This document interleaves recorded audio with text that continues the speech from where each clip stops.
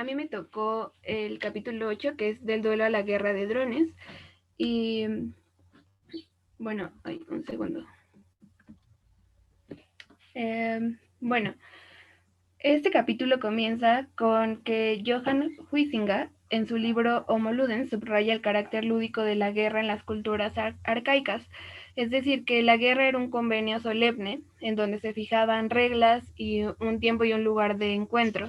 Se prohibían todo el tipo de armas arrojadizas.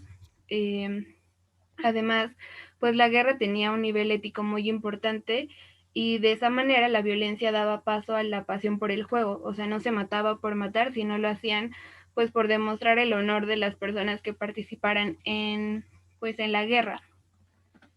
Y bueno, había algo muy importante que era la simetría de los duelistas. Y bueno, el duelo es un combate singular, es decir, un juicio por batalla, y le es inherente una dimensión sagrada, es decir, que las personas que combatían en el duelo de alguna manera representaban pues eh, su honor, era como un juicio divino. Entonces ese honor era otorgado por el resto de la población.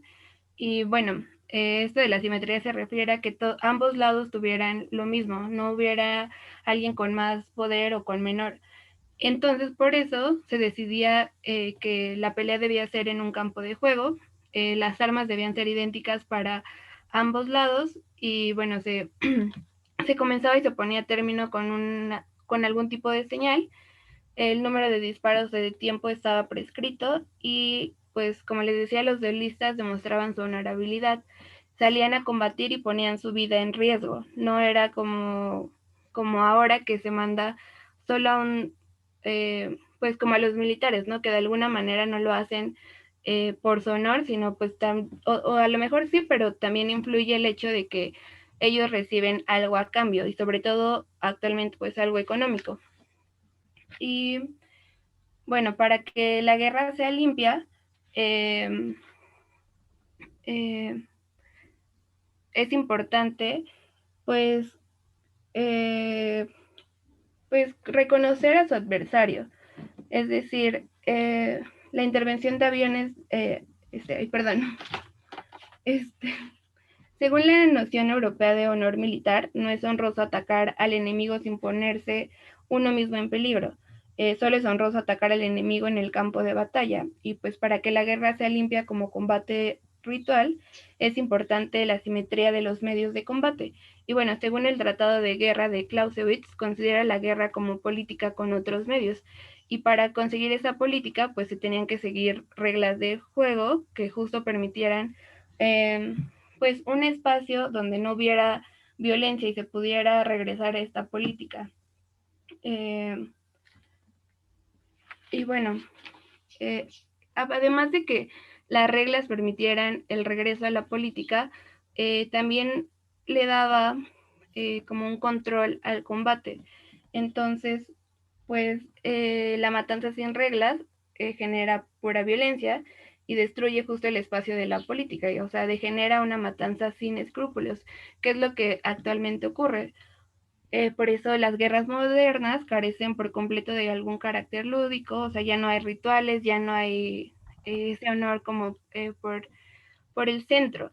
Además, pues son una batalla de producción, por eso no son libradas por jugadores, sino por soldados. Como les decía, pues al final a estos soldados le tienen pues miedo a morir, ¿no? Ya no lo hacen por honrar y siendo conscientes de que iban a morir, sino estos soldados, pues para Walter Benjamin, menciona justo que es una guerra imperialista y en donde predomina el desempleo y la escasez de medios de consumo.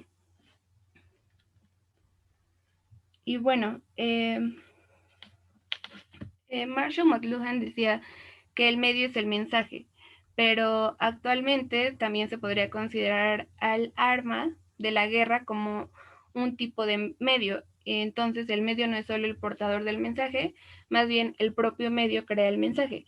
Y un medio nuevo genera un contenido especial como la percepción, y es por eso que la aplicación de los aviones de combate hacen imposible la guerra como combate singular o como duelo. Y bueno, ¿esto por qué? Pues esto se debe a que el enfrentamiento frontal de los bandos en guerra refleja equiparación jurídica o moral y además el adversario es reconocido expresamente como enemigo. Además, la intervención de aviones de combate no permite un enfrentamiento cara a cara. Eso genera que uno de los lados que combaten pues sea superior. Entonces, estar por encima del adversario genera una actitud mental distinta hacia el enemigo y lo degrada a un criminal. Entonces ya no son iguales. Prácticamente pues, el objetivo de uno de los lados es matarlos, ¿no? Porque ellos hicieron algo mal y no deben de seguir vivos. Y pues justo es esto de la superioridad técnica, se torna superioridad moral y pues la degradación del adversario es el prerequisito para la matanza de objetivos seleccionados. Y esto es tan brutal que incluso el autor hace una comparación con la caza de animales salvajes, porque incluso en la caza hay reglas, ¿no? Como que pues se deben de celebrar antes, durante y después de la caza algún tipo de rituales. Eh, el cazador y el animal son iguales porque ambos están en peligro. Además, el animal, por ejemplo, no puede ser matado o asesinado mientras está dormido. Hay algunas partes de su cuerpo que no pueden ser atacadas. No se puede atacar, por ejemplo, los ojos. Y obviamente tampoco se pueden matar todo, o sea, cualquier tipo de animales se supone, pero entonces con esta matanza, pues con aviones o como por drones, que en realidad justo por eso se llama del duelo a la guerra de drones, porque estos aviones también son drones de combate. Entonces, pues como él menciona, la matanza ya son de objetivos seleccionados, ¿no? Ya no hay un lugar seguro.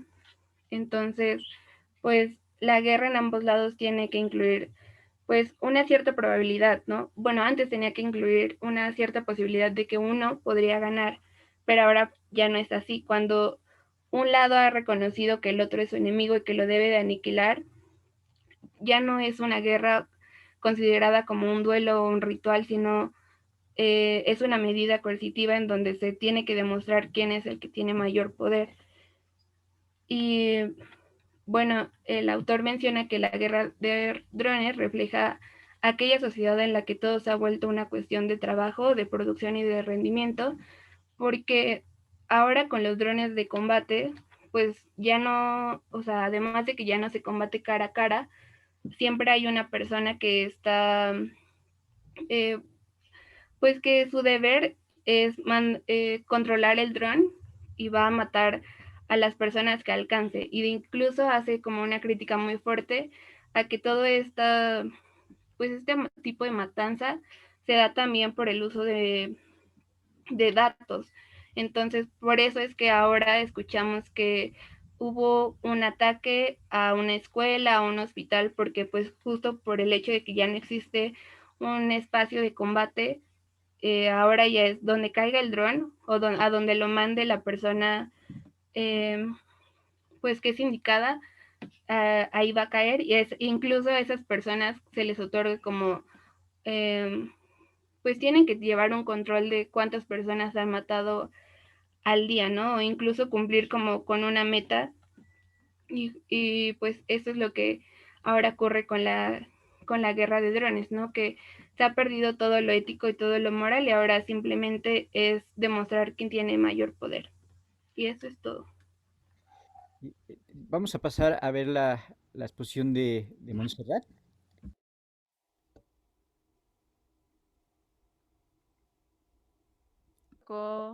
Un capítulo 9 que es del mito del autismo del libro La desaparición de los rituales. Quería hacer una introducción pequeña sobre el autor. Es Byung-Chul Han, es el filósofo alemán vivo más leído de todo el mundo.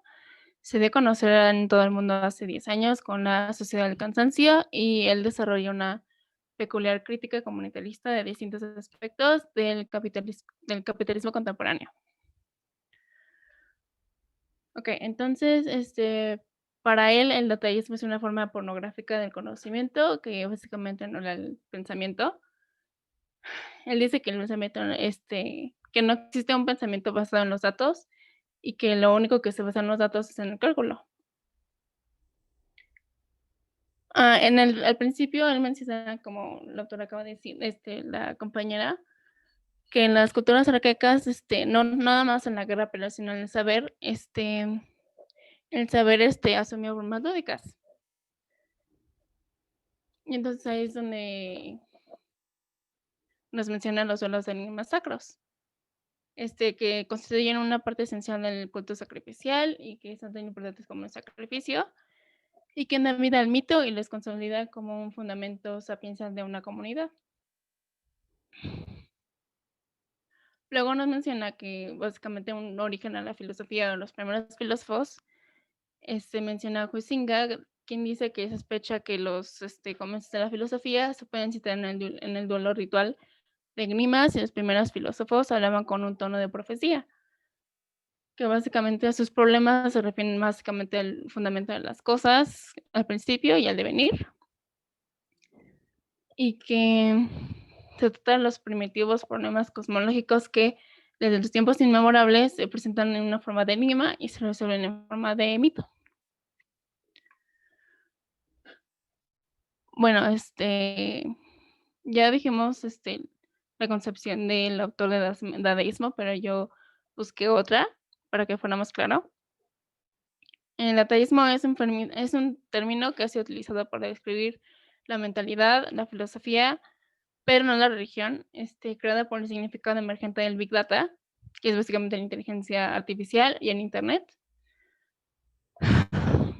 Bueno, más adelante el autor nos menciona que hay un giro detallista, que es básicamente el giro antropológico copernicano que había llevado al hombre a ser productor del saber, pues.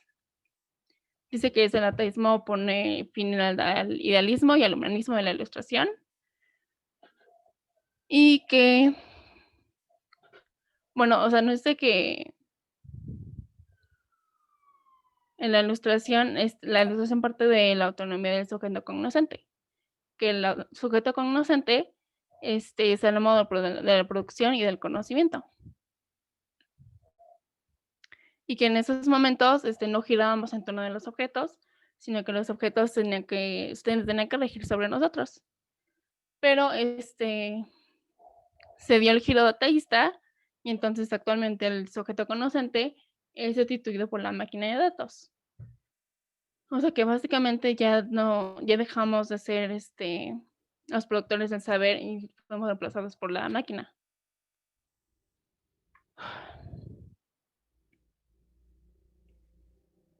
Espera.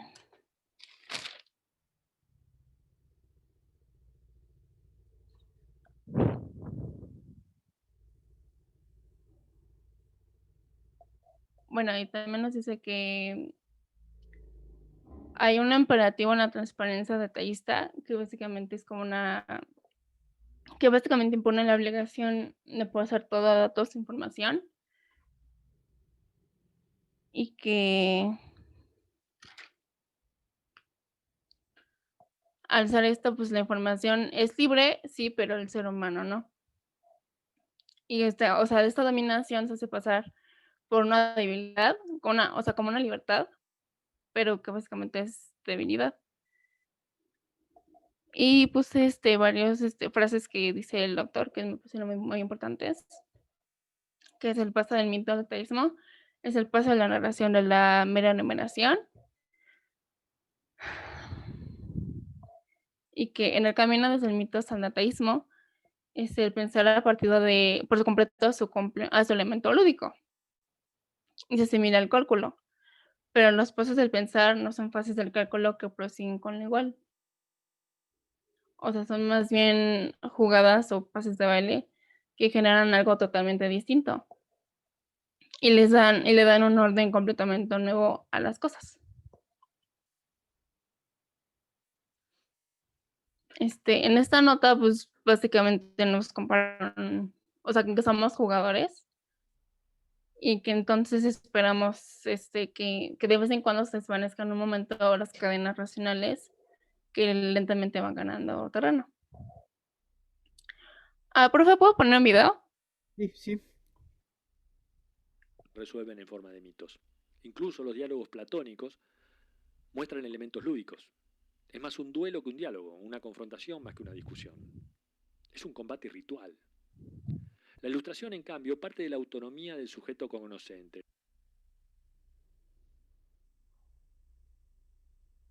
Nosotros no giramos en torno a los objetos, sino que son los objetos los que tienen que regirse por nosotros. El sujeto humano es el amo de la producción de conocimientos. Actualmente, esa elevación del hombre a productor autónomo del saber es reemplazada por un giro dataísta. El hombre pasa a regirse por datos.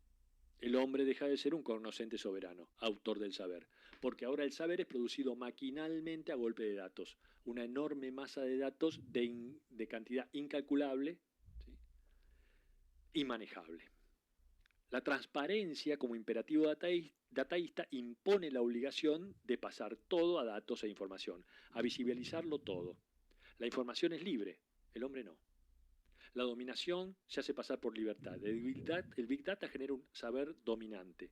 Por eso, el imperativo de la transparencia dataísta no es una continuidad de la ilustración, es su final. El paso del mito al dataísmo es el paso de la narración a la enumeración. La sociedad de hoy está enferma de exceso de positividad. Esa es su patología, dice Han. La sociedad actual está enferma de sobreproducción, enferma de demasía.